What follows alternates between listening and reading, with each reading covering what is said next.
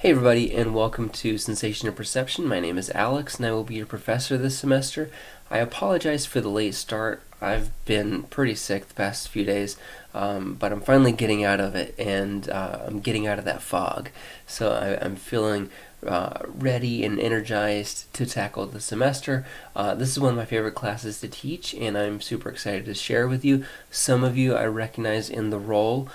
You are familiar faces, and I'm super excited to work with you again. And for those of you that are new faces, I'm also very eager to get to know you and to work with you this semester as well. It's spring 2020, so I feel bright-eyed and bushy-tailed. Alright, let's get into it. So this video is basically going to be kind of both an introduction to the class, covering some of the parts of the syllabus, but also how to use Play-Doh. So I'm going to assume everybody who's taking this class has not used Play-Doh.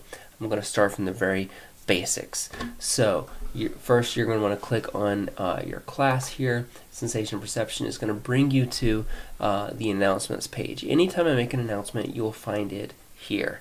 So if there's anything new going on in the class, you'll find that here. Another way to be notified of these things is to just check your university email. I tend to not really use the Play-Doh messaging system all that much, just because it's really clunky, it's ugly, it's kind of hard to communicate there. Much harder, I find, than simple emails do. So anytime I send an announcement, you can also be sure that you'll get an email about it as well. So you'll find those there. Generally, I'm going to probably post maybe 2 announcements a week. One at the very beginning of the week, letting you know a little bit about what the week's content is going to be like, and also at the end of the week to remind you of what is going to be due at the end of the week. So quizzes and things like that that you need to have done. Just reminders. So I'm going to slip into student preview mode so that way you will see exactly what I'm seeing right here. So we have a couple of things over here on the left hand side. Some of them are self-explanatory, some of them not so much. We're at announcements right now, but if we go over to contact me, you'll see all the different times, different ways that you can communicate with me. So one is through this contact sheet where you have my email. This is honestly the best way to reach me is with this. But you can also find that there is my office phone. I'm not going to lie to you, I don't pick up my office phone that much because I get a crazy amount of spam and robocallers on that unless I'm expecting a call. But if you leave a voicemail, that does go directly to my university email. So even if I'm not on campus and you leave a voicemail, I will still be able to have access to it and pick it up. So it is pretty useful. My office location, I'm in the Wilson. If you're on campus, I know that not all of you are, but if you are on campus, I'm in the Wilson first floor, the main psychology office. I'm over there. You can also find me in this online office. If you ever want to meet digitally, you can, or virtually. This link right here will take you to an online meeting space that we have where you and I can either chat, or we can do voice chat or audio chat, whatever you want. It's pretty flexible. It's actually really cool. Not a lot of students take advantage of it, but if you're interested in doing that, I'm super happy to jump in there with you. And here are the office hours. You can find me in my office, but also be sure to email me if you ever have any kind of desires to meet outside of these time frames. I know these times don't work for everybody. That's okay. Let's find a time that works well for both of us. There are some other ways to communicate with me here. There's this discussion forum that you can post that everyone can see. I don't get alerts for this, so sometimes I may not notice whenever you post here. There is a feedback form that goes to a Google Comments or Google Forms sheet where you can post feedback anonymously in case there's anything that you want to suggest about the class. And there's also this messages tool that you can use right here to send and receive messages. Like I said, it's a little bit clunky, but some students like it. Some professors require it. I don't require that we communicate this way. If you want to use email, that's fine. The next piece is going to be the course calendar right here, and you can see I've broken this up by weeks, and I've tried to organize this class online to be as straightforward and as simple as possible, so that basically what you're going to get is 1 chapter a week, just to keep it simple. And so you can see that basically each week there's going to be a quiz and a discussion at the end of each week, just to keep things routine, just to keep things simple and straightforward. More on that in just a moment. But you can find what's going to be due here in this course calendar. All of your grades are going to be posted here. You can see there are lots and lots of grades, and that is because I like lots and lots of assignments. That way it gives you a chance to pull your grade up if you are like me and typically don't do well on your first exam.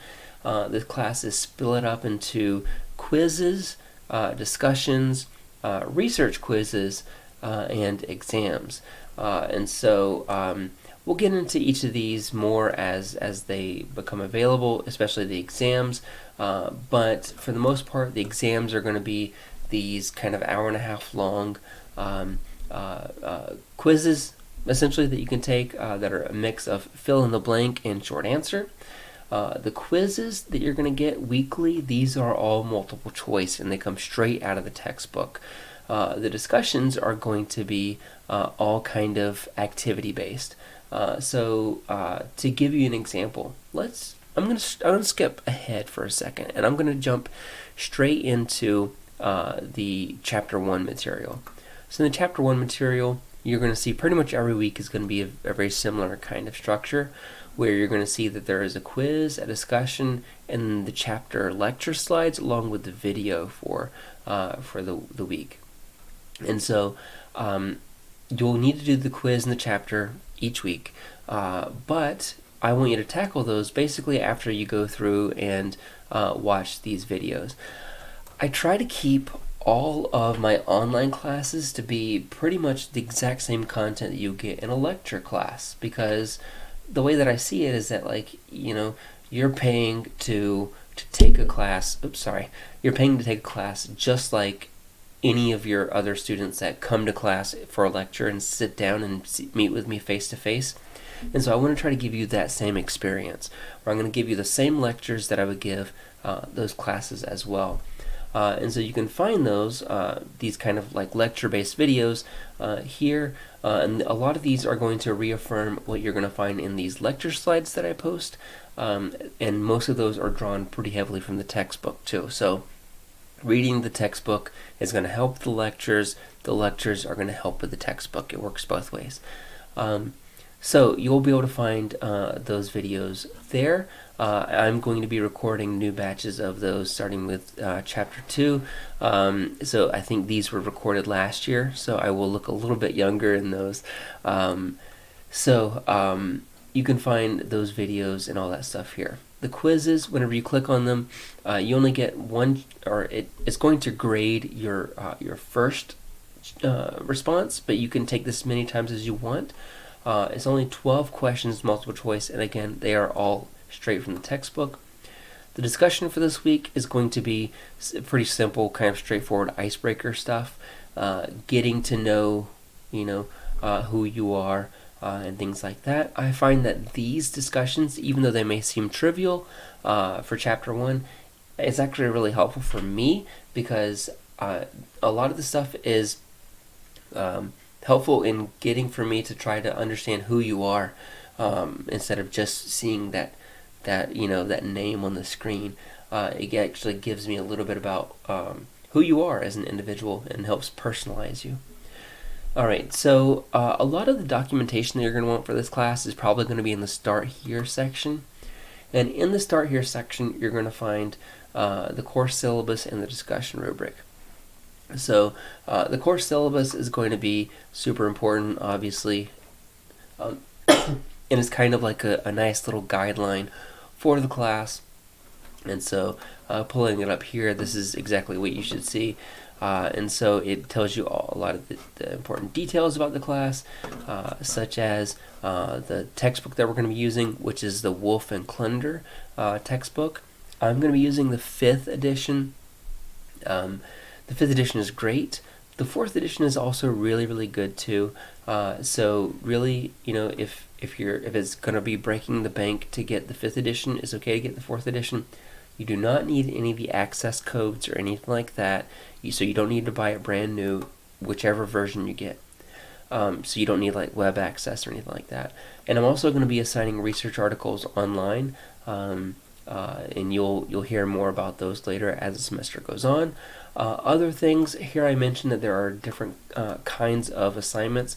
We have these exams. They are worth 50% of your grade. There's going to be 4 of those throughout the semester. There are quizzes. These quizzes are worth 1/4 of your grade, and you're going to get those once a week. The chapter activities, these are the online discussions. You're going to get those once a week as well.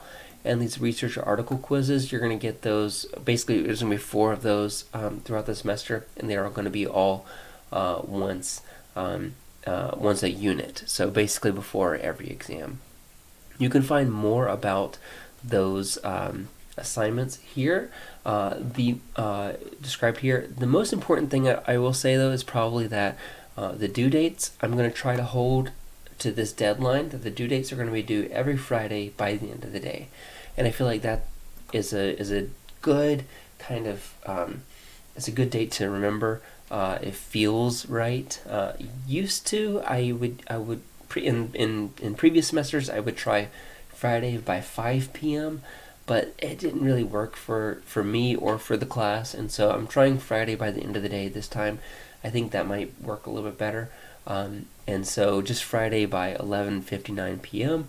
Will be when the quizzes and the discussions are due. I will try to have these units kind of posted a week or 2 in advance, so that way if you want to work ahead, you can.